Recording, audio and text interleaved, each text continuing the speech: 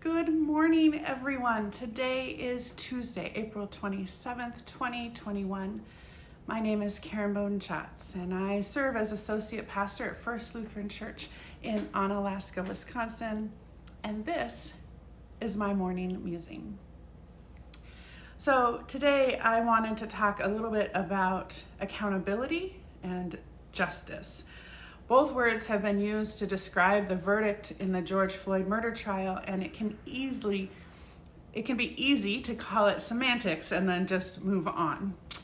It's also easy to say that this one guilty verdict has fixed everything and is proof that we live in some sort of post-racial world.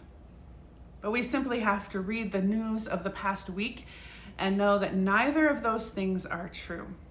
So I've been spending some time pondering accountability and justice, specifically through the lens of nonviolence. So the way of nonviolence, as described by the King Center and Dr. Martin Luther King, is a loved center way of thinking, speaking, and acting that leads to personal, cultural, and societal transformation. This love-centered way looks at justice as love realigning humanity, our practices, mores, and policies with love. In other words, justice at its best is love correcting everything that stands against love. So it could be said then that there was indeed an element of justice in the guilty verdict. But I've also heard from one of my teachers that the legal system itself isn't a tool for creating just systems. It is the tool for holding people accountable. So, me being me, I looked up what accountable means because I wanted to make sure that I was understanding what this moment meant for the long arc of justice. So, to be held accountable means to be required or expected to justify actions or decisions, or to be responsible. Derek Chauvin, for whatever reason, made the decision to keep his knee on the neck of George Floyd for a longer than needed period, despite Mr. Floyd's cries that he couldn't breathe, despite others who were disagreeing with his actions, and in direct opposition to a healthcare worker who could see the distress that Mr. Floyd was under. Mr. Chauvin is responsible for the death of George Floyd, caused by his own decisions and actions. We as a society have said for generations that the killing of someone is unacceptable.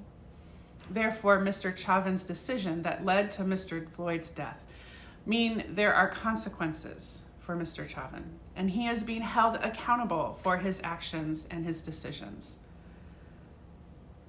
So I've been thinking about this, and here's why understanding this is important for this particular moment.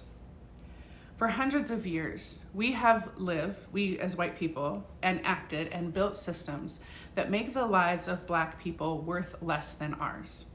We have built myths around Black people that then justify the actions of white people to treat Black lives with such carelessness.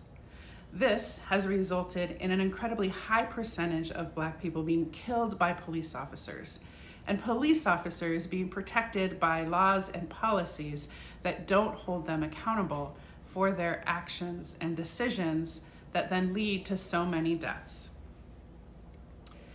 Is it any wonder then that there is a movement called Black Lives Matter? Now, you personally may have always thought that they do. But the systems that we have put into place as a country that are based on untruths created to advantage white people do not think that way. It is so rare that a police officer would be found guilty of the death of a Black person, so thus being held accountable for their actions, which is why this particular verdict was so important and felt like justice for Mr. Floyd. But what I've heard over and over again is that it wasn't justice for Mr. Floyd because he is still dead. His family is still grieving. This moment is a step in the right direction for those who are fighting for justice, but it is not the end point. So why does this matter for me or for you? Well, I think that I have to be held accountable for my words and actions just as much as we call for others to be held accountable. We haven't killed anyone, but we have very much been advantaged by the systems in place. We've been able to ignore the racist nature of our country. We have believed so many things that were flat out lies that have benefited white people over people of color. As I learn more and seek to work for justice in our world, I seek to surround myself with people who will hold me accountable to that work and to my decisions, because we can no longer afford to ignore or be lukewarm about the injustice people of color face in our country each and every day. And certainly, if we don't want to live into the hope, let's try that again. If we want to live into the hope and promise of our ancestors, and even more so, our God, we must work for this justice. And I really appreciate all of you walking with me on this journey for the past year, and for the ways that just talking to you about it has kept me in the fight. And I would love to hear from you about the ways you're working for a more just world. Until then, be well, be kind, and remember Christ is with you.